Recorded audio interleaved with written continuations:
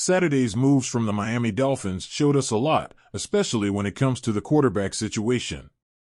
Fans have been on the edge of their seats, and for good reason. There's been a shakeup that may shape the team's immediate future on the field, and it all points to what they're preparing for against the Arizona Cardinals on Sunday. First up, Tua Tagovailoa. He's officially back on the 53-man roster, a relief for many who were uncertain about his availability.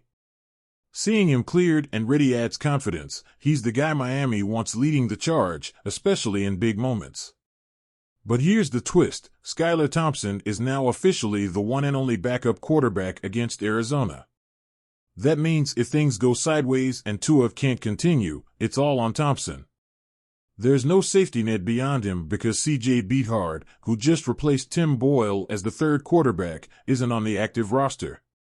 With Boyle gone, Beathard is the emergency backup plan, but only in spirit. He's not eligible to play unless he's bumped up to the 53-man list.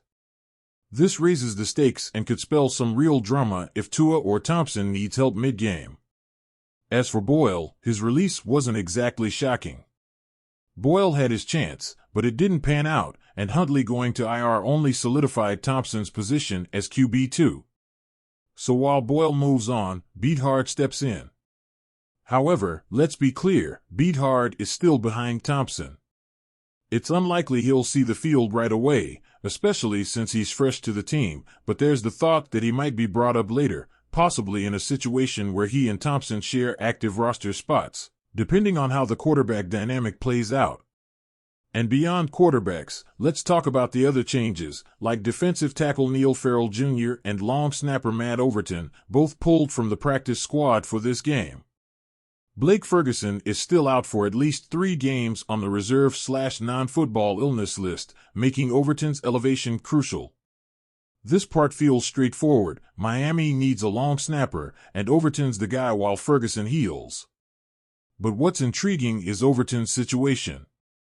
Because he's only allowed to be elevated from the practice squad 3 times without getting a full roster spot, Miami's got to make a decision by the Rams game on November 11th. By then, he either has to be fully signed to the 53-man roster, or they'll need to rethink this position altogether. Farrell's move also had a bit of inevitability to it due to the sudden injury to defensive tackle Zach Sealer. The team's defensive line took a big hit, and while Farrell isn't Sealer, he's the reinforcement Miami needs right now. His elevation, like Overton's, isn't some random shuffle. It's about keeping the team from cracking in areas where they're suddenly thin. So, what's going on with the Dolphins' quarterback puzzle? With Tua back, the most pressing issue is resolved, and it's clear the team isn't taking chances. For now, they're hedging on Thompson as the go-to backup, though this could change if Beathard catches up quickly or shows potential. But here's the thing, as much as this configuration covers the Dolphins for Arizona, what happens in 2 weeks when Tyler Huntley is eligible to come off IR? That's when the plot thickens again. If Huntley returns strong and healthy, Miami's quarterback room could look quite different, especially if the team wants to retain Thompson's unique playstyle or sees value in a 3-quarterback lineup down the stretch. But right now, the Dolphins' strategy seems simple enough. They're aiming to be efficient and keep the roster nimble. However, it's risky to bank on just 2 QBs in an active game, especially with Tua's history of injuries. If something goes wrong with Tua or Thompson against Arizona, they'll be left scrambling. This type of gamble is high stakes, but it's clear they're all in with the current arrangement, trusting that the offense will keep Tua upright and the defense will bring enough heat to counterbalance any slip-ups on offense.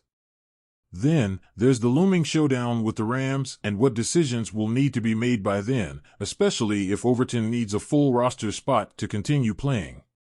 And while we're at it, let's not forget about November 17th, when the Raiders game arrives and Huntley's return could force even more reshuffling. So, while the Dolphins have plugged the holes for now, the long-term picture is still evolving.